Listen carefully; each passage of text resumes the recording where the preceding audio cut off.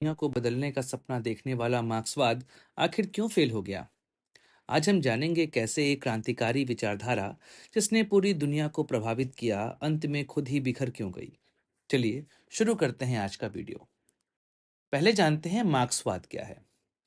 मार्क्सवाद एक आर्थिक और राजनीतिक विचारधारा है जिसे कार्ल मार्क्स और फ्रेडरिक एंगल्स ने 19वीं सदी में विकसित किया था। इसका मुख्य सिद्धांत यह था कि समाज दो वर्गों में बटा हुआ है। पहला पूंजीपति जिनको बर्गजीज कहा गया, और श्रमिक जिनको प्रोलिटेरिएट कहा गया। मार्क्स का मानना था कि पूंजीवादी व्यवस्था में गरीब और अमीर के बीच की खाई बढ़ती जाती है और एक दिन मजदूर क्रांति करके सत्ता अपने हाथ में ले लेंगे। इसी से साम्यवादी, जिसे कम्युनिस्ट कहा गया, उस समाज की स्थापना होगी जहां सभी लोग समान होंगे। मार्क्सवाद के प्रमुख सिद्धांत के विषय में बात करें तो यह तीन सिद्धांतों पर आधारित है।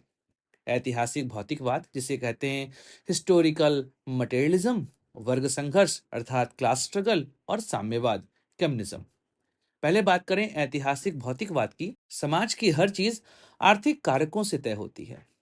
वर्ग संघर्ष में हम मजदूरों और पूंजीपतियों के बीच संघर्ष की बात करते हैं कि यह संघर्ष लगातार जारी रहेगा। जब बात करेंगे साम्यवाद की, तो यह एक ऐसा समाज होता है जहां पर सब समान होंगे, किसी के पास कोई निजी संपत्ति नहीं होगी। अगर हम एग्जाम्पल्स देखें तो सोवियत संघ, जिसे यूएसएसआर कहते हैं, चीन और कई और देशों ने इसे अपनाया, लेकिन धीरे धीरे यह विचारधारा कमजोर पड़ने लगी। अब सवाल उठता है कि यह विचारधारा, जो कि बहुत क्रांतिकारी विचारधारा थी, समाज के कई वर्ग इससे प्रभावित भी हुए। रूस जैसे देश ने क्रांति करी इस विचारधारा के आधार पर, यह असफल क्यों हुई? तो मार्क्सवाद के फेल होने का कारण क्या था? पहले समझते हैं आर्थिक असफलता की। मार्क्सवाद चूंकि निजी संपत्ति और प्रतियोगिता को खत्म करना चाहता था, इसकी वजह से अर्थव्यवस्थाएं ठप होने लगी। यूएसएसआर और चीन में सेंट्रल प्लानिंग की वजह से भारी मंदी आ गई। लोग मेहनत नहीं करना चाहते थे क्योंकि उन्हें अतिरिक्त इनाम नहीं मिलता था। एक और कारण है, व्यक्तिगत स्वतंत्रता का दमन होता था। अब चूंकि सरकार चीजों को नियंत्रित कर रही थी, इस वजह से सरकारों ने लोगों की स्वतंत्रता छीन ली थी। यूएसएसआर और चीन में लाखों लोगों की हत्या की गई जो सरकार की नीतियों का विरोध कर रहे थे।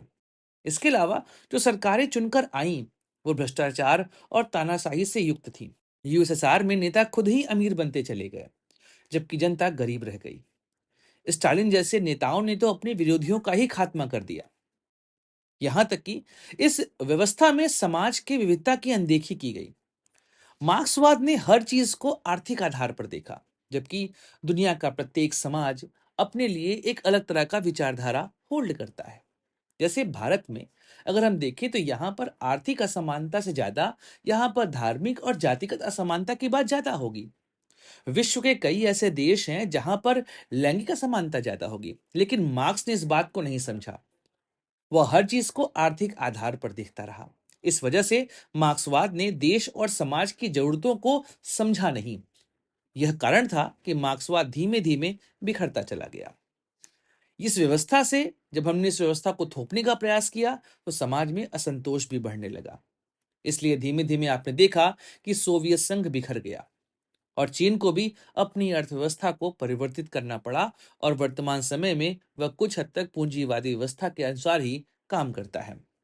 क्या हम कहें कि मार्क्सवादी व्यवस्था पूरी तरीके से खत्म हो गई है? शायद ऐसा नहीं है। कोई भी विचारधारा कभी पूरी तरीके से खत्म नहीं होती।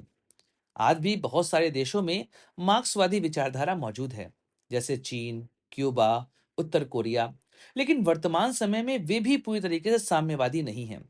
चीन ने तो अपनी अर्थव्यवस्था में पूंजीवाद को शामिल कर लिया है, और क्यूबा भी धीमे धीमे इस बदलाव की ओर बढ़ रहा है। ऐसे में हम यह नहीं कह सकते हैं कि वर्तमान परिस्थिति में मार्क्सवाद पूरी तरीके से खत्म हो गया है, क्योंकि अगर पूंजीवादी व्यवस्था भी अपने आप को निरंकुश करेगी तो ऐसी व्यवस्था को बैलेंस करने के लिए आपको मार्क्सवादी व्यवस्था की आवश्यकता होगी। तो दोस्तों, क्या आपको लगता है कि मार्क्सवाद फिर से सफल हो सकता है, या यह इतिहास का एक अध्याय मात्र बनकर रह जाएगा? अपने विचार हमें कमेंट सेक्शन में जरूर बताइएगा। अगर आपको यह वीडियो पसंद आया हो, इसे लाइक जरूर करिए, शेयर करिए और हमारे चैनल को सब्सक्राइब जरूर करें। मिलते हैं अगले वीडियो में। तब तक जय हिंद, वंदे मातरम, भारत माता की जय।